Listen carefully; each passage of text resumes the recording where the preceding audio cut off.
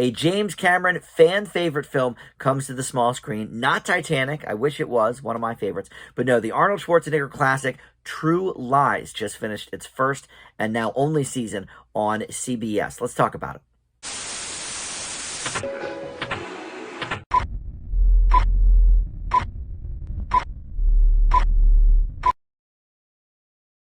Hey guys, Dan here. This is Dan Reviews It. Welcome to my TV review for True Lies. This aired on CBS. It just finished its first season and now its only season. But if you are curious about this show, you can check out all the episodes streaming on Paramount Plus. Once you get through with my review, you may not want to do that, but if you are curious, you can see those episodes on Paramount Plus. Before we launch into my thoughts, though, on this program, I want to welcome you into Dan Reviews It. Thank you for finding this video. I've got a ton of great stuff on the channel for you to check out. TV reviews, movie reviews. I try to post something new just about every day for you, usually at least 5 or 6 reviews a week, and lots to check out in that regard. Please consider subscribing down below as well, or hit that notification bell. Do all the things, and you can get notified when I drop new videos. All right, so let's talk about this show, True Lies. CBS sort of, always has those movie turned TV shows or old shows turned new TV shows. In the last, 4 or 5 years, we've had, The Equalizer with Queen Latifah, if I can say it, Magnum P.I., MacGyver. There's been a whole host of them, and most of them have lasted for a little while. There was a recent one with Bill Paxton. When he died, he was filming it. Was that Training Day? Yeah, there was another one. So CBS has taken a lot of popular films from the last 20 to 30 years and made them into new series, and some last a few years, some, like this one, do not, unfortunately. Although, in my opinion, that is not unfortunate. This is not a good show. We'll talk about why here in just a moment. But the basic premise is similar to the movie.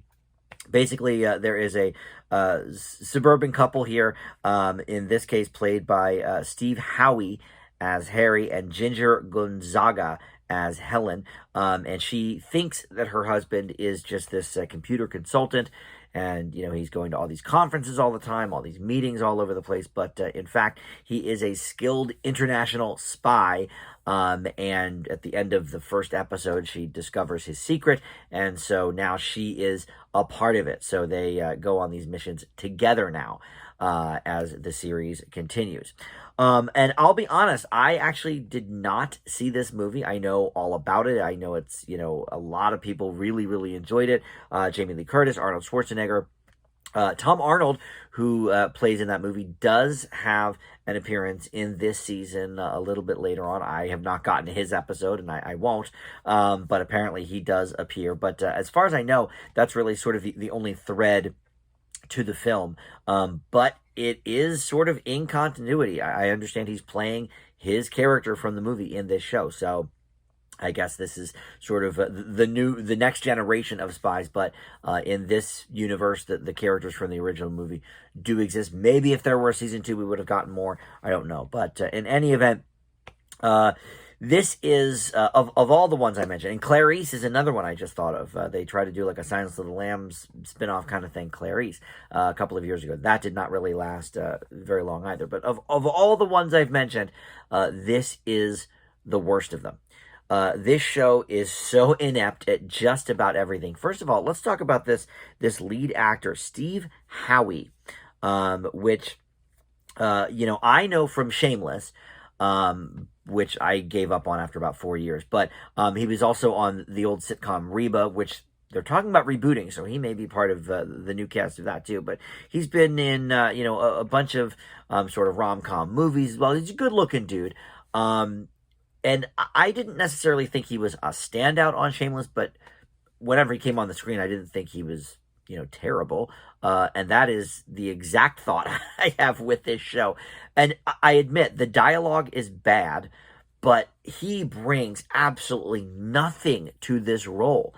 So didn't love that. Now, I will say, the woman playing his wife, Ginger Gonzaga, who I actually am not really familiar with. She was part of the She-Hulk series, but I don't really remember. I watched like the first maybe 2 episodes of that.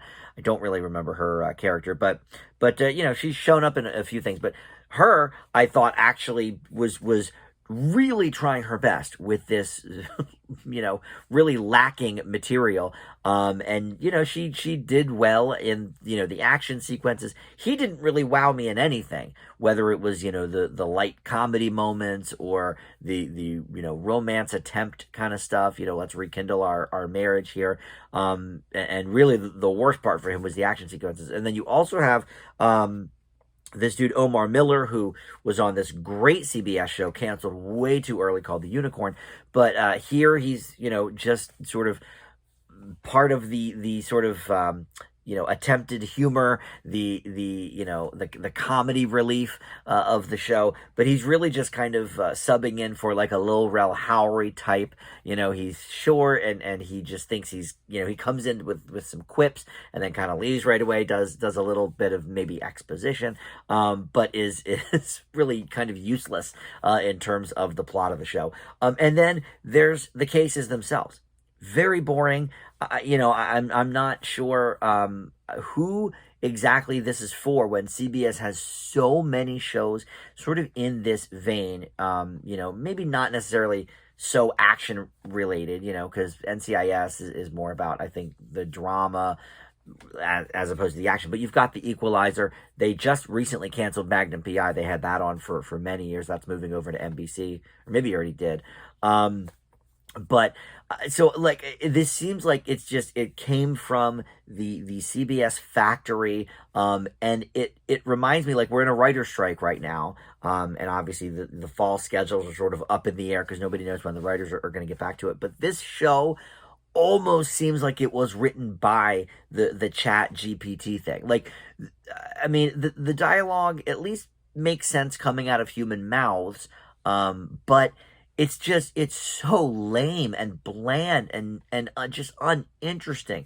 I know that's kind of a lot of ways to say the same thing, but that is, you know, I think they're all good synonyms to describe how I felt watching the dialogue of the show and really everything about the show. The only thing I will give it credit for is I do like the concept. It actually does make me want to watch the James Cameron movie because A, it's got to be better than this, but B, I do think and it's not like it's anything necessarily new. Okay, you know, he's a spy and his wife doesn't know, whatever. But it's kind of interesting having her come on board, and I do like her performance in this show, Ginger's. So for that, I'm not going to fail this show, but it just skates by. I leave True Lies with a D.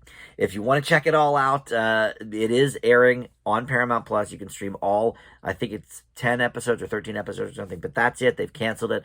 They are not going to bring it back for a season 2, and I doubt, with the lack of good ratings and with the writer's strike going on, I doubt anybody else is going to pick this show up. So it's probably going to be just those episodes that do exist. I wouldn't recommend it, but if you are curious, you can check it out. Thank you so much for watching, and we'll see you next time on Damn Reviews It. Bye.